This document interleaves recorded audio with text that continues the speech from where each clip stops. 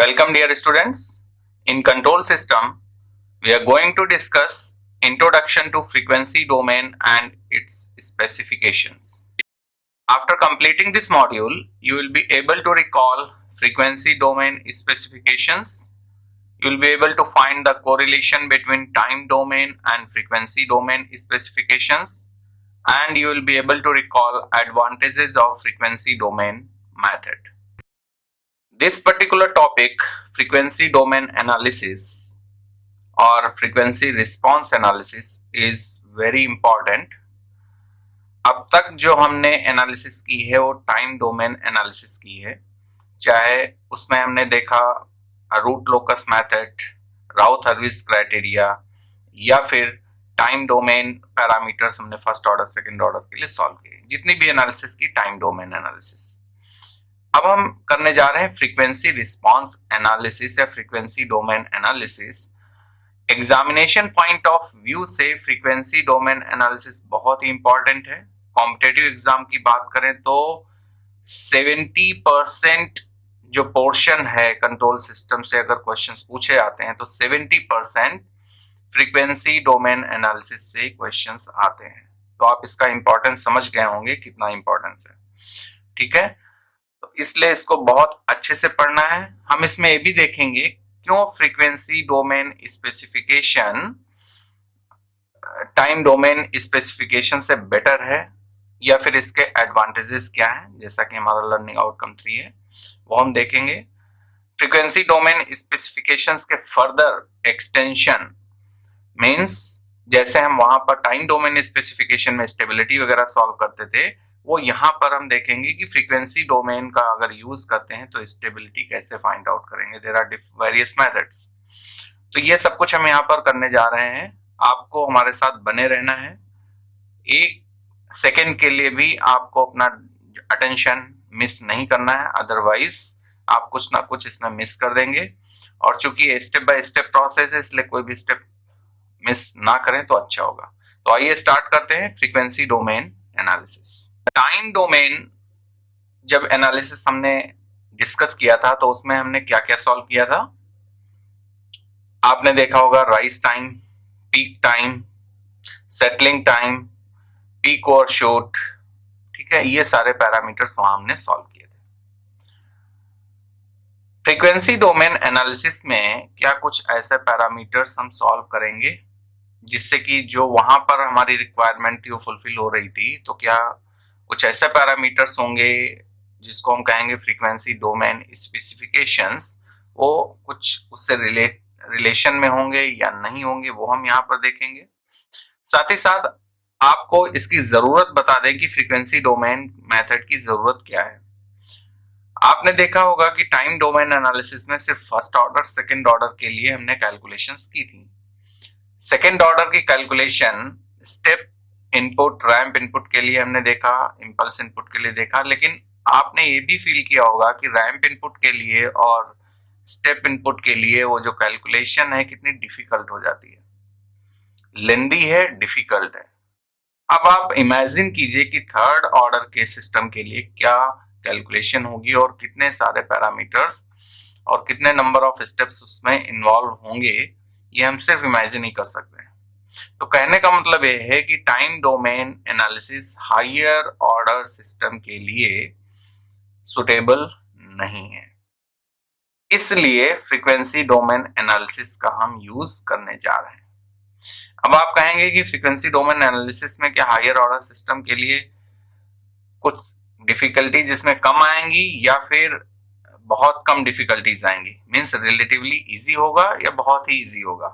तो अभी हम आपके नॉलेज के लिए बता दें कि frequency domain analysis is much simpler than the time domain analysis, ठीक है।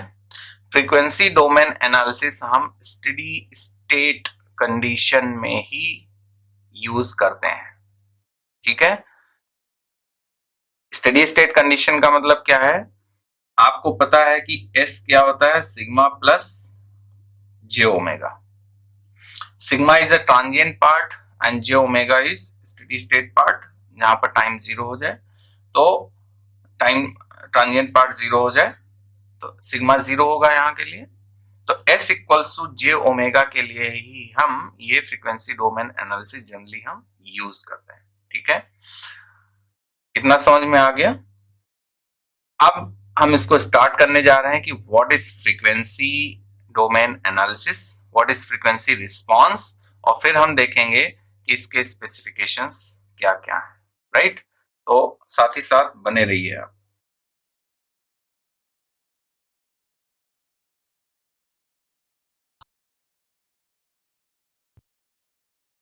फ्रीक्वेंसी रिस्पांस क्या डेफिनेशन है इसकी? It is defined as the steady state response of the system to a sinusoidal input signal.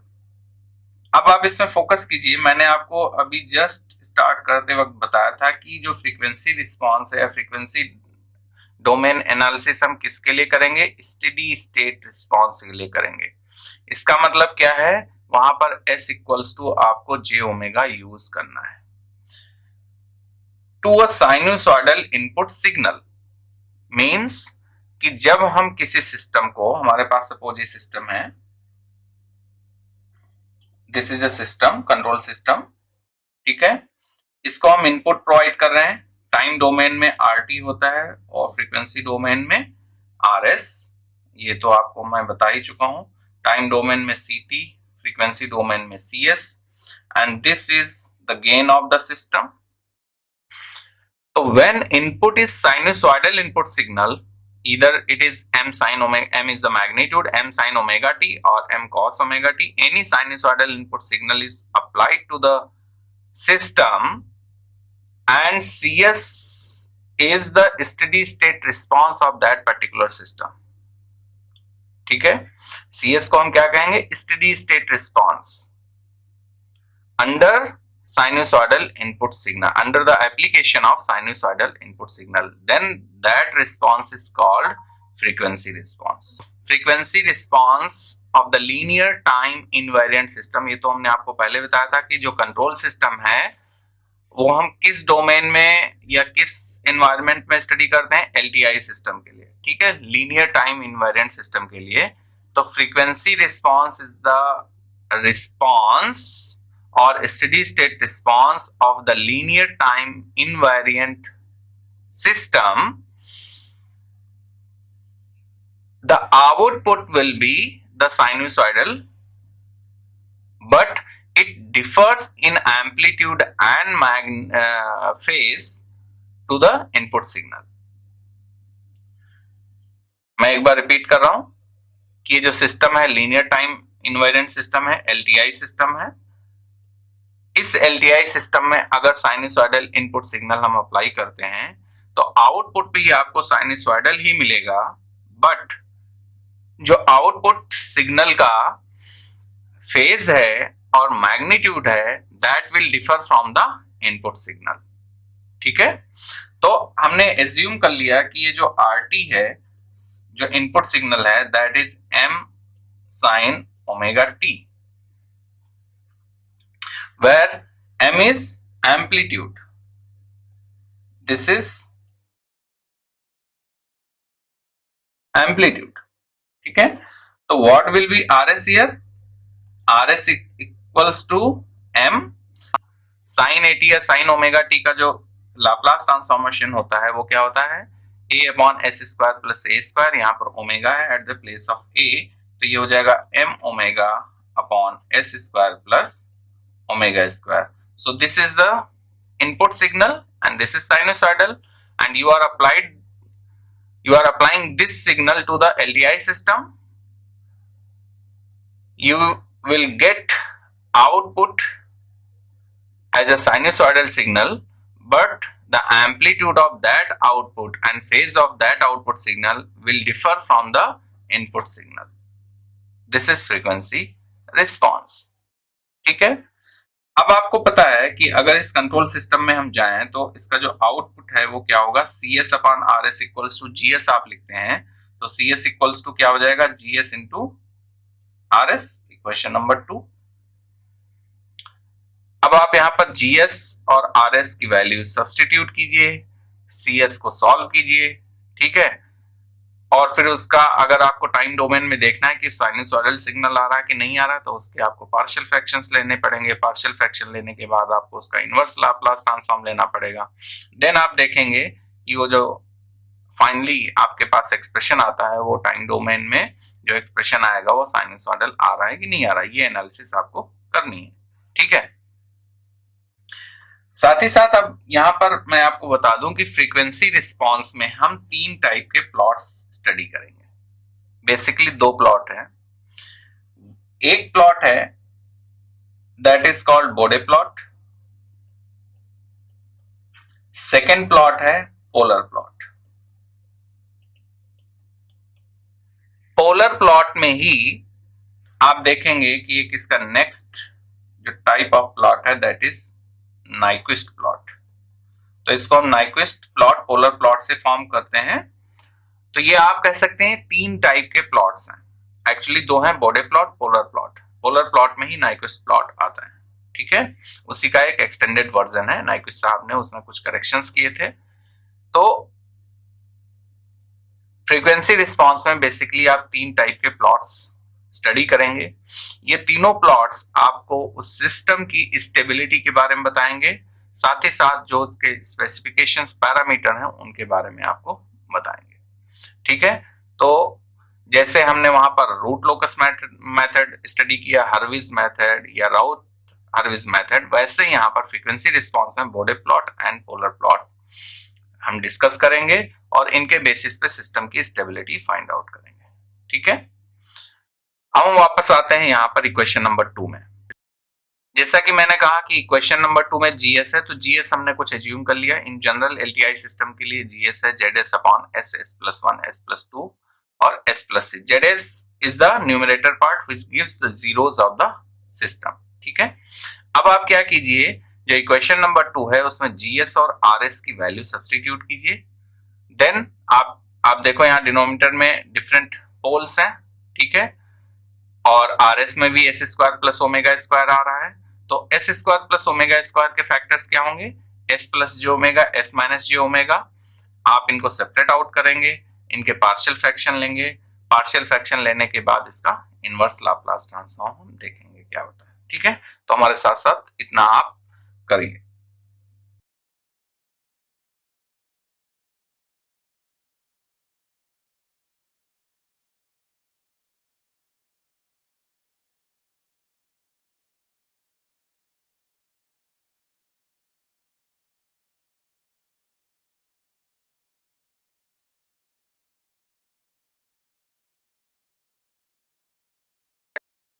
ठीक है, तो हमने वैल्यूज यहाँ सब्सटीट्यूट कर दी। M omega upon S plus G omega, S minus G omega, S square plus omega square के factors हैं। इनको हम अब पार्शियल फ्रैक्शन में सेपरेटली मेंशन कर रहे हैं। तो m1 upon S plus G omega. अब आप यहां पर देखिए, हम m1 m2 भी लिख सकते हैं और m2 इक्वल्स टू क्या हो सकता है, m1 बार। क्यों? क्योंकि ये जो उसके डिनोमिनेटर्स हैं वो कॉम्प्लेक्स कॉन्जुगेट हैं। तो अगर हम एक में m1 लिखेंगे तो दूसरा हम m1 बार लिख सकते हैं। ठीक है, क्योंकि कॉम्प्लेक्स कॉन्जुगेट में ऐसे ही उनके एम्पलीट्यूड्स को मेंशन किया जाता है। राइट, उसके जो न्यूमरेटर्स हैं वो भी कॉम्प्लेक्स कॉन्जुगेट ही आएंगे। ठीक है, इसलिए एक m1 तो दूसरा m1 बार, ऐसे आप लिख सकते हैं। तो m1 upon this plus m1 bar upon s minus J omega, और m2 आप लिख सकते हैं प्लस जो फर्स्ट टर्म है Z S upon S plus 1 two S plus n, इसको भी आप पार्शियल फ्रैक्शन इसके कर लीजिए।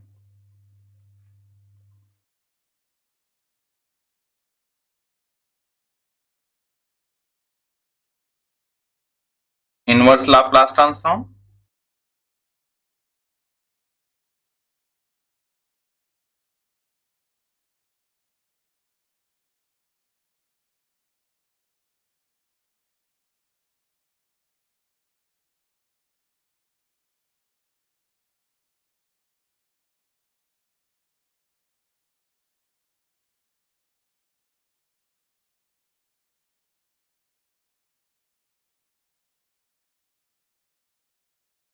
राइट, तो ये पार्ट हो गए।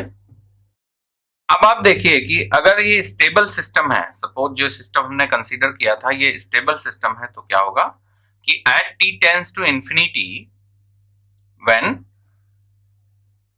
t tends to infinity for this expression, output क्या होना चाहिए, ये जो e raise to power minus s1t है, e raise to power minus s2t है, e raise to power minus snt है, these are the transient part, तो ये क्या होना चाहिए, जीरो, तभी तो सिस्टम स्टेबल होगा। ठीक है, ये तो हमने आपको बताया, ये वाले जीरो हो जाएंगे transient part, this is the transient, this is transient part, तो ये वाले टर्म्स जीरो हो जाएंगे और स्टेडी स्टेट पार्ट जो है वो आपका एज इट इज रहेगा। अब हम इसमें क्या करेंगे कि ये पोर्शन तो जीरो हो गया, तो हम इसमें m1 m2 फाइंड आउट करेंगे। m1 m2 फाइंड आउट करने के लिए m1 विल बी, ऐसे फाइंड आउट कर सकते हैं, क्योंकि देखिए हम m1 कहां से फाइंड आउट करेंगे, जो हमारे पास cs है, cs इक्वल्स टू क्या था, gs इंटू rs, और m1 का रूट क्या है, s प्लस जे ओमेगा, तो s प्लस जे ओमेगा से इसको मल्टीप्लाई कर दिया, नीचे जब इसका फैक्टर करेंगे तो s plus J omega cancel हो जाएगा, और s plus J omega equals to zero पे ही फाइंड करेंगे तो s equals to minus J omega पे इसकी जो वैल्यू आएगी दैट विल बी m1। तो इसको हम ऐसे भी लिख सकते हैं, दिस इज m, है ना, और s equals to minus J omega है, तो m g of minus J omega divided by 2j, omega omega ऊपर से कैंसिल हो जाएगा, यहाँ का जो यहाँ पे ओमेगा है दिस वन, और यहाँ पर s माइनस जे ओमेगा, तो माइनस जे ओमेगा रखेंगे तो minus 2j omega, omega omega cancel, and this is m1। ठीक है, सिमिलरली m2 क्या है, m1 बार, तो जो m1 आया था उसका कॉन्जुगेट आएगा, that will be m g j omega divided by 2j। तो ये क्वेश्चन 6, और इसको आप एज्यूम कर लीजिए क्वेश्चन नंबर 7। तो एक्चुअली हमने क्या फाइंड आउट कर लिया, मैग्नीट्यूड्स हमने फाइंड आउट कर लिए, जो हमने सिग्नल कंसीडर किया था उसके जो डिफरेंट मैग्नीट्यूड्स आ रहे हैं at the different frequency s equals to j omega and s equals to minus j omega, वो हमने फाइंड आउट कर लिया। And what was the gs at steady state condition, gs को हम लिखेंगे g j ओमेगा, तो ये जो gs है इसमें मैग्नीट्यूड भी होगा और फेज भी होगा, तो इसको हम लिख सकते हैं, this is the magnitude and e raised to power j phi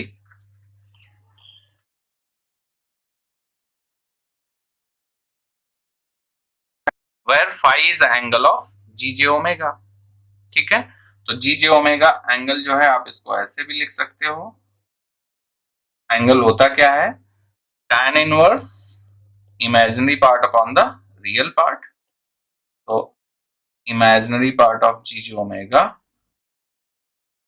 real of gj omega, this will give you the angle, और मैग्नीट्यूड ऑफ gj ओमेगा हमने फाइंड आउट कर लिया है। ठीक है, अब यहां पर ये जो एंगल है फाई, ये पॉजिटिव भी हो सकता है और निगेटिव भी हो सकता है।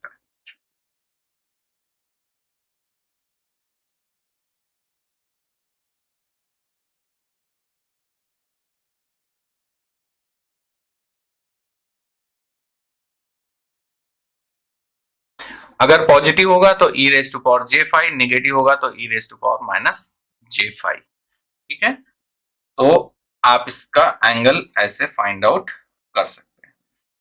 तो यहां पर हमने, आप देखिए कि इक्वेशन नंबर 5 को रिफर कीजिए, CST हमने स्टडी स्टेट रिस्पांस फाइंड किया, m1 e raise to power minus J omega T plus m2 e raise to power J omega T. तो फाइनल रिस्पांस हम यहां पर फिर से लिख रहे हैं, this is study state response m of mod J omega. ठीक है, मैग्नीट्यूड आप देखिए यहाँ पे दो टर्म्स आए थे इक्वेशन नंबर 5 में, एक तो आया था m1 e raise to power minus J omega 2, m1 की वैल्यू हमने यहाँ सॉल्व की, ठीक है, और m2 इसकी वैल्यू हमने सॉल्व की, तो 2j डिनोमिनेटर में है, m दोनों में कॉमन है इसलिए कॉमन ले लिया, G of minus J omega, G of J omega, इन दोनों को हमने मॉडुलस लिख लिया कि एक बार पॉजिटिव एक बार नेगेटिव। और जो एंगल फाई आ रहा था, तो जे ओमेगा टी जो e raise to power minus J omega t question number 5 में है या प्लस है, उसके साथ हमने उसको क्लब कर दिया, क्योंकि यहाँ पर आप देखो कि एंगल मॉडुलस के साथ angle e raise to power J phi आ रहा है, तो जब क्लब हो जाएगा तो ये वाली इक्वेशन आ जाएगी फाइनली, जो हमने लास्ट में मेंशन किया है। ठीक है, तो इसको आप ऐसे लिख सकते हैं, M G J omega, this is e raised to power j theta minus e raised to power minus j theta divided by 2j is sin theta, तो इसको आप लिख सकते हैं sin omega t plus phi। तो this is the steady state response, CST or CSST, you can write anything।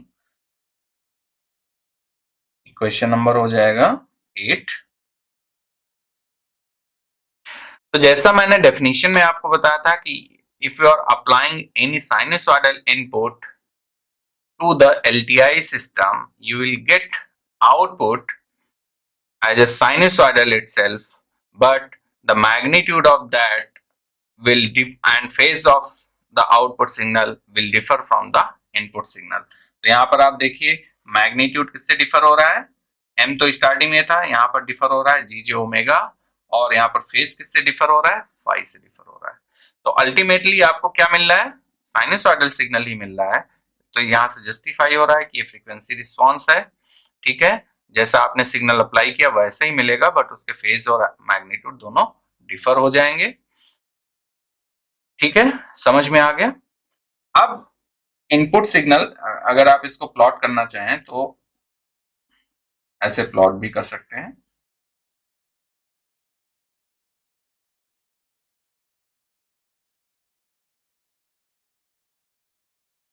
ये input signal था, output signal कुछ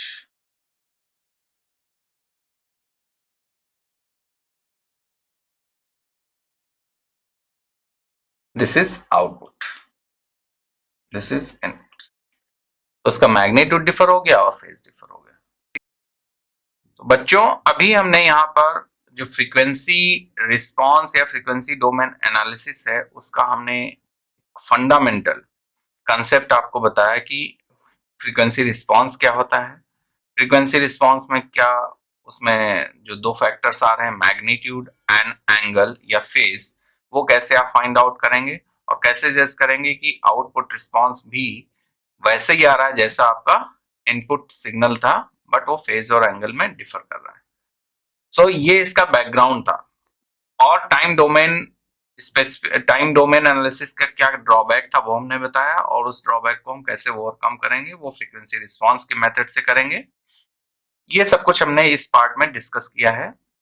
अब जो फ्रीक्वेंसी डोमेन स्पेसिफिकेशंस हैं वो हम इस लेक्चर के नेक्स्ट पार्ट में डिस्कस करेंगे। वो और इम्पोर्टेंट है इससे ज्यादा, तो वहां पर आपको थोड़ा सा फोकस करना है। ठीक है, तो मिलते हैं अगले पार्ट।